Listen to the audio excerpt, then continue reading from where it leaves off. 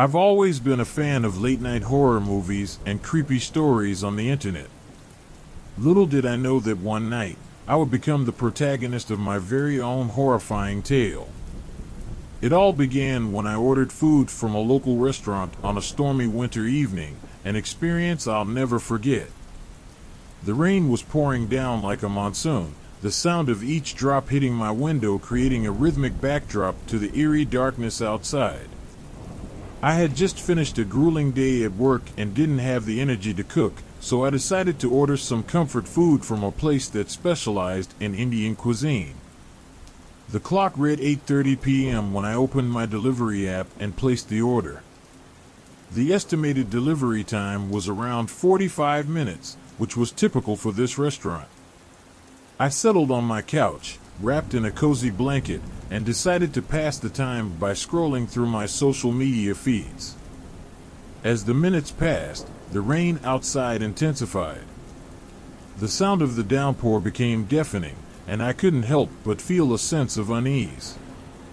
The minutes ticked by, and the estimated delivery time came and went, but my food had not arrived. I thought maybe the storm was causing some delays, and I decided to be patient for a while longer. Another half an hour passed, and I was starting to get seriously hungry and annoyed. I tried calling the restaurant, but there was no answer. Frustrated, I contacted the delivery app's customer support, hoping they could shed some light on the situation. After a brief conversation with their representative, they assured me that the driver was on their way and had run into some weather-related delays. Another 15 minutes crawled by, and finally, I received a notification that the driver had arrived at my location. I eagerly jumped up from my couch, ready to devour the hot, comforting meal that awaited me. I grabbed my phone and walked to the front door. When I opened the door, I was met with a chilling gust of wind and rain that sent shivers down my spine.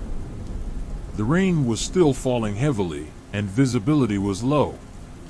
In the dimly lit street, I could barely make out a figure in a soaked, hooded jacket. The delivery driver, no doubt.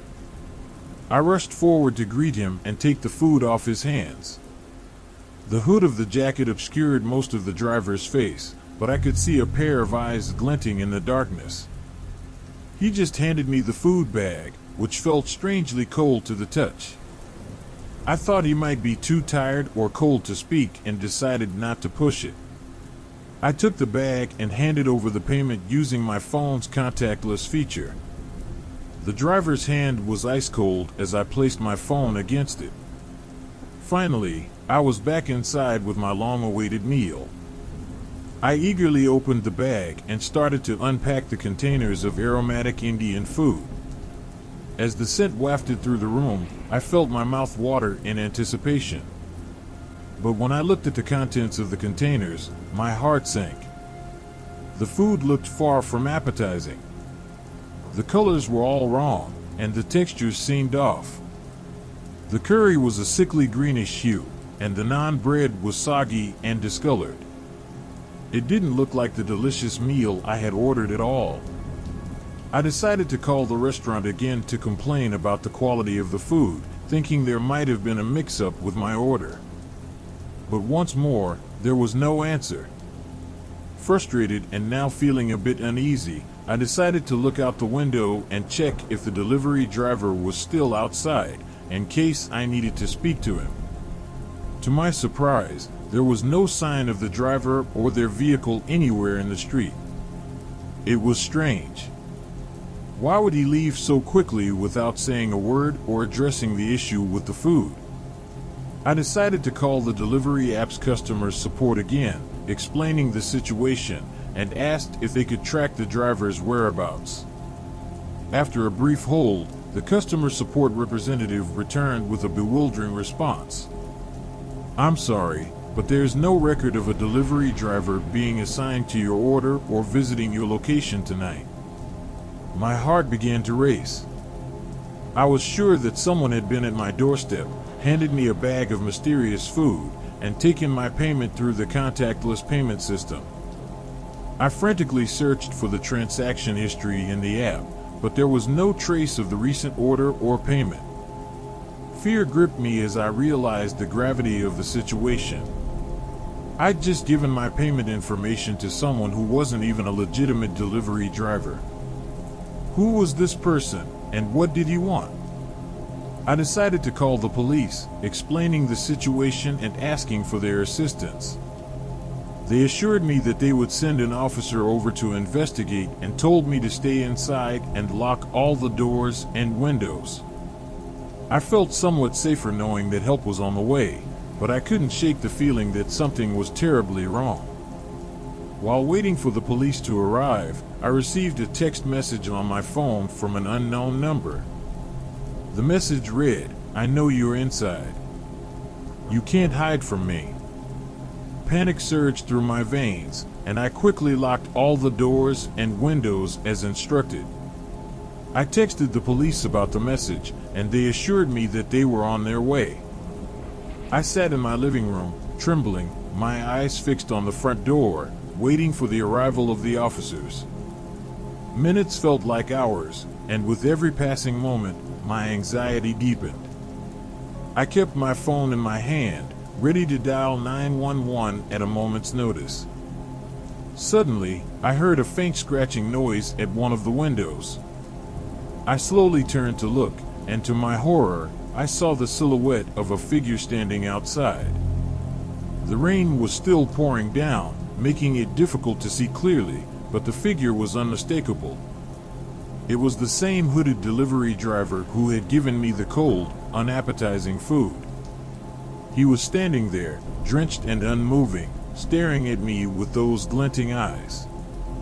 I grabbed my phone, dialed 911, and whispered urgently to the operator, "There's someone outside my window. He's been sending threatening messages. Please hurry." That day I was kidnapped and tortured for several weeks. My name was Jordan Fletcher. I died 5 months ago. I had always enjoyed the convenience of online food delivery, but what happened one night left me with a chilling story to tell. It was a chilly, moonless evening, and I had just settled in for a quiet night alone. I didn't feel like cooking, so I decided to order from a local pizzeria. Little did I know that my ordinary dinner plans would spiral into a night of terror. The clock on my wall read 8:30 p.m. as I opened my favorite food delivery app. I scrolled through the menu, selected my usual pepperoni pizza, and added a side of garlic knots for good measure. The estimated delivery time was 45 minutes, so I had plenty of time to relax and catch up on a TV series while I waited. The minutes ticked by, and I found myself engrossed in the show, almost forgetting about my impending meal. However, when the estimated delivery time passed without a knock at the door, I started to get restless. I knew the pizzeria was only a short drive away, and they were usually prompt with their deliveries. After another 10 minutes of waiting, I decided to check the app for updates. To my surprise, the status of my order still read preparing. I assumed they were just running behind schedule due to the evening rush, but my hunger was getting the better of me. I picked up my phone and gave the pizzeria a call to inquire about my order. A tired-sounding employee answered the phone and assured me that my pizza was on its way. They apologized for the delay and promised that the delivery driver would be there soon. I thanked them and hung up, relieved that my meal was still on its way. Another 10 minutes passed, and I eagerly anticipated the arrival of my pizza. I glanced at my phone to check the app's tracking feature. To my dismay, the app displayed a new message, "Your delivery driver is nearby." The message puzzled me.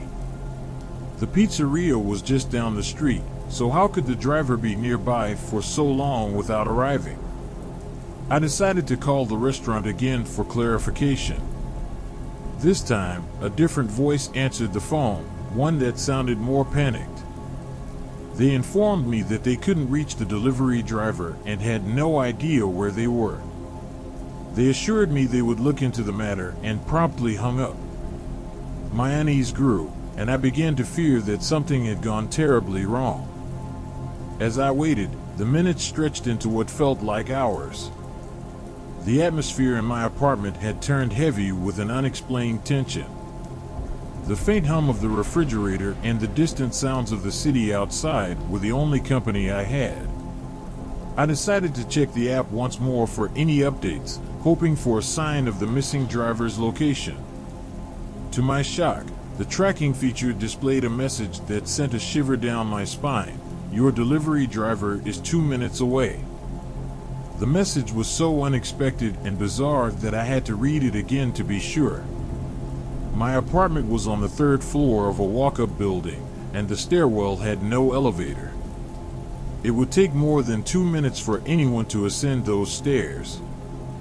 I began to feel a growing sense of dread, as if something wasn't right about this situation. I approached the front door with caution, the sound of my own breathing echoing in my ears. I pressed my ear to the door and strained to hear any signs of movement outside. There was nothing but an eerie silence, the stillness of a world waiting with bated breath. As I stood by the door, the message on the app updated once more, sending me into a state of sheer panic. Your delivery has been made. My heart pounded in my chest as I fumbled for the door handle, throwing it open. There, on the doorstep, was a pizza box, precariously balanced on the doormat. It had been there for mere seconds, yet the delivery driver was nowhere in sight. I snatched the pizza box and hurriedly scanned the vicinity, searching for any sign of the driver. There was no one on the dimly lit staircase, and the street outside was deserted. Fear washed over me as I realized that my delivery driver had vanished into thin air. In a mix of confusion and terror, I returned to my apartment and locked the door behind me. I called the pizzeria once more, relaying the bizarre turn of events, but they couldn't provide any answers. They promised to investigate further, but were as bewildered as I was. As I opened the pizza box, I was met with a disturbing sight. The pizza was perfectly intact, untouched by human hands. It was as if it had materialized out of nowhere. I couldn't bring myself to eat it, not after the unsettling events of the evening. I decided to contact the police, who arrived at my apartment to investigate. They took my statement and examined the pizza box for fingerprints, but the evidence was inconclusive. They assured me that they would look into the matter further and left me with their contact information. That night, I barely slept. I kept replaying the events in my mind, trying to make sense of the inexplicable disappearance of the delivery driver. Where had they gone? What was their motive in delivering the pizza and vanishing without a trace? Days turned into weeks, and the mystery remained unsolved. The police couldn't find any leads, and the pizzeria couldn't provide any information about the missing driver. I couldn't shake the feeling that I had experienced something beyond the realm of the ordinary. I moved to a new apartment, hoping to leave behind the unsettling memories of that night. I never ordered food for delivery again, and the thought of opening my door to a stranger filled me with unease. The bizarre incident had left an indelible mark on my psyche. I stood at the edge of the desolate road, the flashing police lights casting an eerie glow on the scene.